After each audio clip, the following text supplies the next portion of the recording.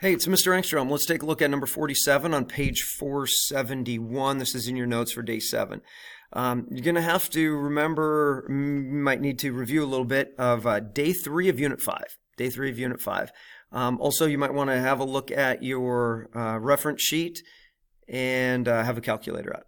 Okay, so let's take a look at this problem. You roll a die winning nothing if the number of spots is odd. $1 for a 2 or a 4, and $10 for a 6. Okay, so for part A, it says find the expected value and standard deviation of your prospective winnings.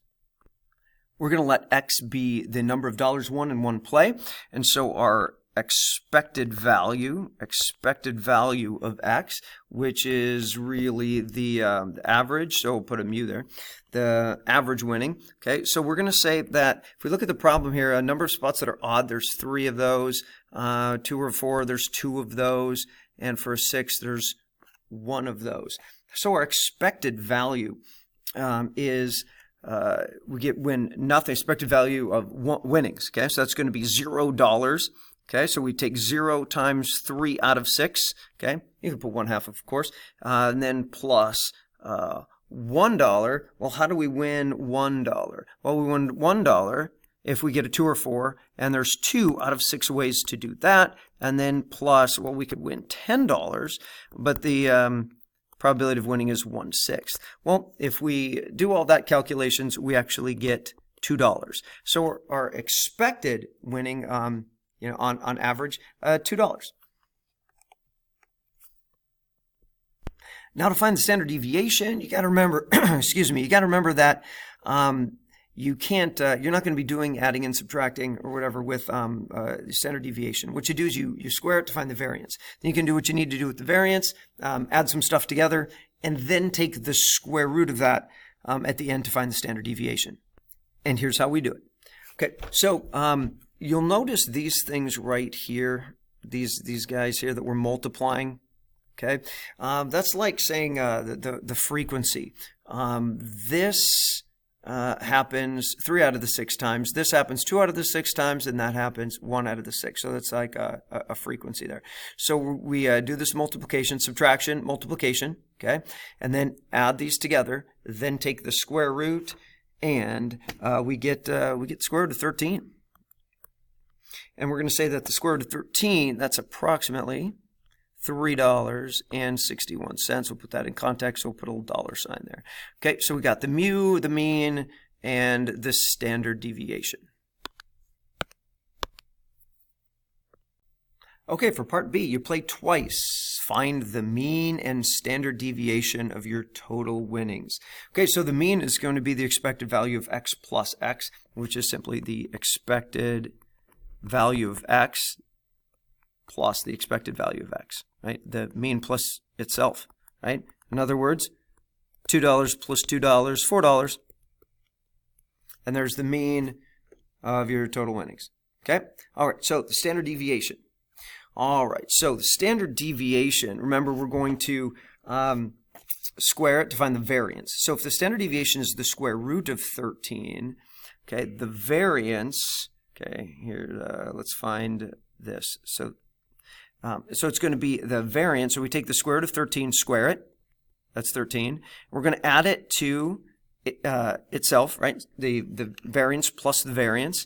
Well, that's 26. And then to get the standard deviation, of course, you take the square root of that. So that's the square root of 26. Okay? So that's the square root of 26. And we're going to say that is approximately $5.10.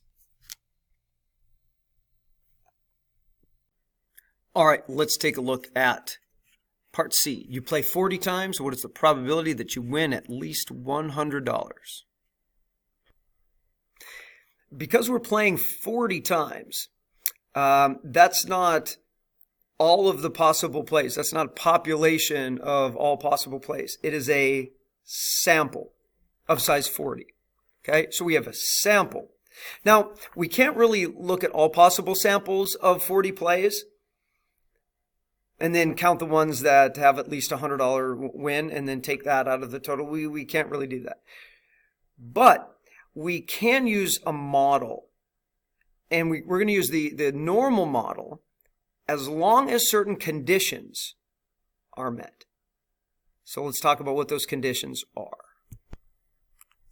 This is numerical data, so we can find the average winning, right? The mean. So what we're going to look at is the sampling distribution of the sample means.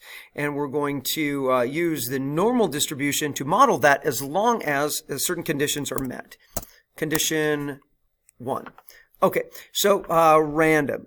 Well, rolling a die is random. So that's actually what I would write here. I would write, I don't need it underlined. Rolling a die is random. Or how about gives random outcomes? How about that? Okay, here we go. Second one.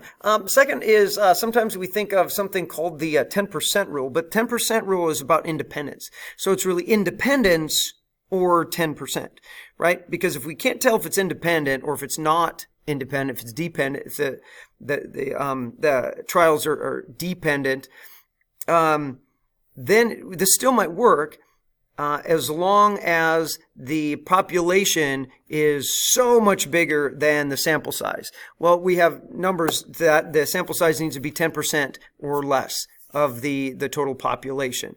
But what that's getting at is independence. But we know rolling a die gives us independent events. Okay, so I'm going to write that outcomes. Outcomes of rolling a die are independent. Okay. Now remember, you can't just jump to the normal without showing the AP reader that that you can. Right? Because normal isn't always a good model. Okay, so that's why we're checking our conditions here. Then the next one is the sample size being big enough. Well, that's n. And so our n, okay, back from my phone call. Okay, so number 3 is n is big enough. Well, we know that n, what's it equal? 40. 40, okay, because you play 40 times, okay? Well, n is equal to 40, which is bigger than 30. That's the number we're looking for. So if n is bigger than 30, it is big enough. Now, all of these are met. All of these conditions are met, okay? So we can use the normal distribution with mean $2, okay? That was the mean of the population, and the standard deviation of the population standard deviation divided by the square root of n. So it's 361.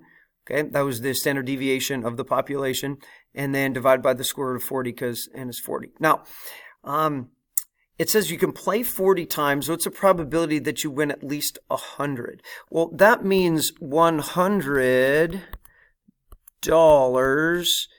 per 40 plays. So we do a little division there, and that's $2.50 per play. Okay, so what's the probability that we get $2.50? Okay, per play in that sample of for a sample mean in that sample, okay, of 40. All right, so here we go. Since we're using a normal model, be careful in going right to your calculator at this point. You want to show the AP reader work, and a lot of what they want to see is z-scores, okay? So I suggest that you draw a picture and find the z-scores. Then once you have that, you actually have a couple of options. Because you have the z-score, you can use the z-score table, the chart, okay? And I'm going to ask in just a minute here, I'll say, I'll actually remind you to actually try it both ways. But use your calculator and also the table. Okay, so practice both. But the work that you should show is really a diagram and finding z. Okay, so a quick ugly diagram here. Okay, so what we got here is our mean. Okay. Now, if you call this 0, like we're going to standardize it, right? If this is 0 and we standardize it, or or the mean, we actually know the mean, so I'm going to put 2 right there, okay? But then it says, what's the probability that you win at least $100? And so let's say that this right here is your $250 per play, because what's the probability that you win at least $100 in that 40 plays? So that's why we divided over here and got $250 per play. But greater than, right? At least. So remember what area we're looking for. So keep in mind that the area that you're looking at on the chart of probabilities for the normal distribution is actually to the left of the line. Also in your calculator, it's to the left. So beware of that, okay? Okay, so what we're finding is the probability. Where's my pen? Here we go. So what we're doing is we're finding the probability that our X value is greater than $2.50, which means the probability that some Z value is greater than something, I don't know, haven't found the Z score yet. Okay, so draw the picture, also find the Z score. Okay, draw the picture, find the Z score. All right, so here's how you find the Z score. If you forgot how to find the Z score, you could actually find it on this thing. Okay, it's at the top. So if you see standardized test statistics, it's actually there. Okay, so the Z score. So the Z is the statistic minus the parameter. Okay, so what we have is we have our X value, $2.50, minus the mean of $2. We're going to divide by the standard deviation, which is $3.61 divided by the square root of 40. Okay, and here we go. I'll do that in my head real quick, and I get 0.875977 something. Okay, so that's what we get for Z, or we could round that to maybe 0.88. Now, especially if we're going to use the table, the Z scores are rounded to the nearest hundredth, so we use 2 decimal places there.